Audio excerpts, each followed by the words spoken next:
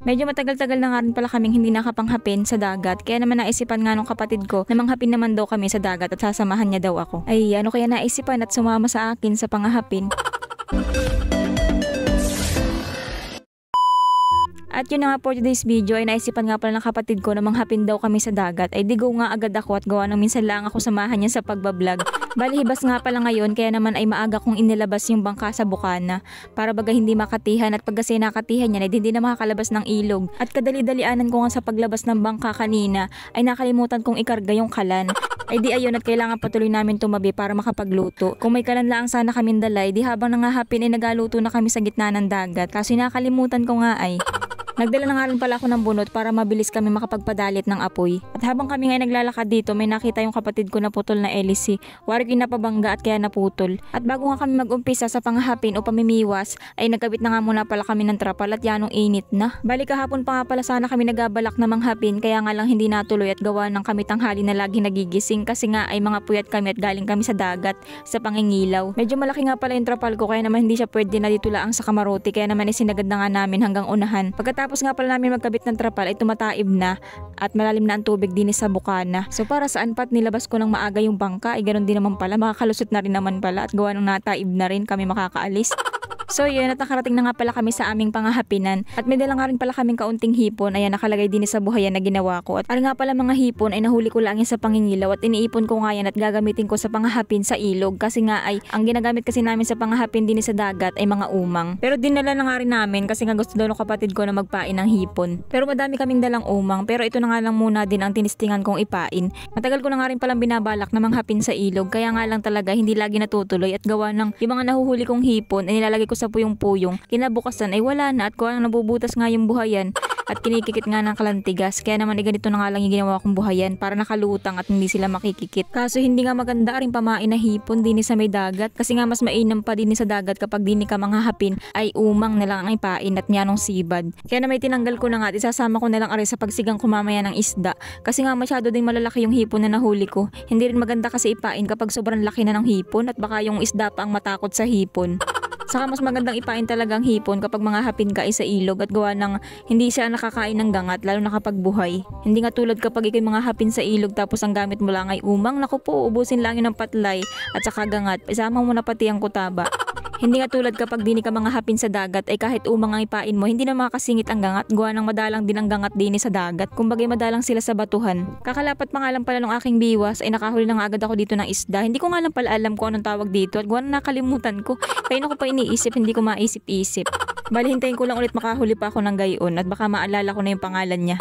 Tapos ayan, may sumibad na naman sa akin kasi medyo maliit laang. Ayan, kulapnit nga palang tawag namin dito. Ang mga ganari nga palang isda ay talagang yan ang sibad niyaan at talagang pag nakakain niya ng pain ay talagang lunok lagi. Kapag tatanggalin mo nga ang biwas ay talagang dala lagi ang hasang, kaya naman ay kalimitan nakakahuli kami nito. Kahit maliliit ay hinuhuli na namin at dalang hasang ay hindi naman nabubuhay yun ay kahit pakawalan pa.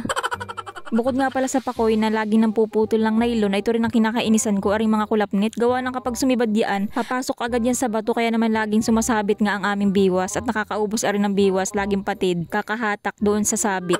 Kaya naman kapag mga hapin ka sa dagat ay hindi pwedeng isa lang ang biwas na dala mo, kailangan damihan mo na. Kung maaari isang kahon na at gawa ng lalo kapag natapatan nyo mga kulapnit, naku po, saglit lang ang biwas nyo, kakasabit yun, di putol lang putol lagi. Tapos nakahuli nga rin pala yung kapatid ko ng isda. Ang tawag daw dito sa isdang ito ay tingin, sabi nung kapatid ko. Ewan ko baga dyan, hindi ko na masyadong kabisado mga pangapangalan yan. Tapos ayan nga nakahuli na naman ako. Hindi ko na naman alam kung ano bagang pangalan na ring isda na ari. Pero ito yung nasabi na sa akin ng kapatid ko at nakakahuli din ito si Papa sa paninisid. Kaso nalimutan ko na naman kung ano bagang tawag dito. Pero yung nga palang kanina nahuli ko ay naalala ko na kanopi nga pala ang tawag namin doon, yung kaunahan ko nahuli. At dahil nga napasabit yung biwas ko, ayan at naputol nga kaya naman nagpapakabit ako ng biwas din sa kapatid ko at hindi ako marunong. Pero dati naman ay marunong ako magkabit niyan. Matagal-tagal na rin kasi akong hindi nakakapamiwas o nakakapanghapin. Ito kasi mga ginagawa ko sa vlog ay ngayon ko na lang ulit yan nagagawa kasi nga noon ay busy ako at ako'y nasa syudad. Nagapayaman kaso hindi naman yumaman. Ang isip kasi ng tao kapag nagtatrabaho ka sa syudad, ikaw ay mapera na. Akala nyo lang yun.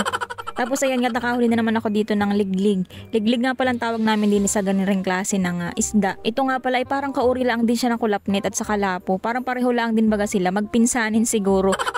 Pero iba pa dito yung lapo o yung sigapo kung tawagin at yun ay ibang klase, mamahalin yun. Hindi katulad na rin klase ng liglig at saka ay ring kulapnit na mura lang kapag binenta mo. Mahal din naman siguro kaya lang hindi tutumbas sa mahal ng sigapo. Wow, sana all walang katumbas ng pagmamahal. Uy, ba't napunta na doon usapan? Mga ganda rin nga palang isda ay mahina lang yan kumutib o yung bagang hamatak ng nylon kaya hindi mo masyadong mararamdaman lalo pa kapag maalon.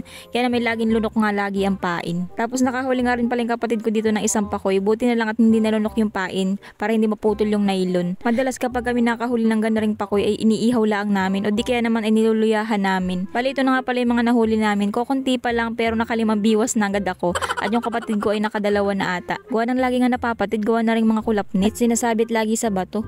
At dahil nga nagugutom na ako ay nagumpisa na nga ako maglinis ng isda dyan at magsisigang na nga ako. Maganda sana talaga kung may dala kaming kalan hindi na kami tatabi pa. Di habang nangahapin sana kami di makakapagluto na kami at makakapag-ihaw pa. Medyo magalaw nga pala yung video kasi medyo lumalakas na yung hangin at maalon na. Pero okay lang naman yan at ako'y sanay naman sa alon. Matapos ko nga pala maglinis ng isda tumabi na muna kami para kami ay makapagluto. Tapos kumuha nga pala ako dito ng kaunting gasolina. Tinubog ko lang aring basahan para kami ay may pambuhay ng apoy para mas mabilis dumalit. Tapos ako ay napapatingin sa cellphone ko at baka matumba yung aking tripod at medyo maalon at hindi pa naman nakatali yun sa may tarik. Tinatali ko kasi yun kapag ako ay nagbibideo. Tinatali ko sa tarik para sigurado na hindi matutumba. Kasi nga nung kami ni mama ay namiwas sa ilog ay hindi ko na itali at biglang sumimplang man din. Ay nako, kunting-kunti na lang ay tutubog na sa ilog. Ay buti kong yanong mura lang na cellphone, nako po. Bali, isasaplang ko na nga pala arisan ng lulutuin namin kaso nga yung kapatid ko ay nag-inarte pa at ayaw daw niya ng ganong tungko. Gusto daw niya yung kaldero ay nakasabit. Yan ay daming nose imbis na kumukulo na ay apahirapan pa yung sarili niya sa paggawa nun ay Tapos ayan nga kinakulapul niya ng gatong at gawa ng sabi ko sa kanya ano kaya kukulo naman kaya yaan. Ay baka lalo lang tumagal sa pagkapakulo niyan ay lampas na lampas ang apoy hindi katulad ng tungko at nakukulob ang apoy. Tapos ayan nga, tuwan-tuwa naman siya kasi nga ay kumulo na. Kaso pahirapan naman siya ngayon magtanggal ng takip at gawa ng niyupit baga naman yung tangkay o ano ka ngayon. Tapos hirap siyang lumapit kasi nga yan ang init ng singaw ng apoy. Tapos nag-ihaw na nga rin pala kami ng isda habang kami nagpapakulo na rin niluluto namin. Tapos yun nga at yan ang bilis naman ng taib at malapit na agad maabot aring pinaglulutuan namin. So bali lumipat na nga pala kami ng pwesto at umisog-isog na kami doon sa medyo kati-kati pa at pinatong na nga lang namin aring kamarote din sa maya ugat ng bakawan para magmistulang lamesa o diba? Taray! So yun na nga kain po tayo guys at ako'y gutom na at gawa ng alauna ng tanghali ngayon kasi ngayon kapatid ko ay ginanahan sa panghapin at ayaw pang tumabi para makapagluto.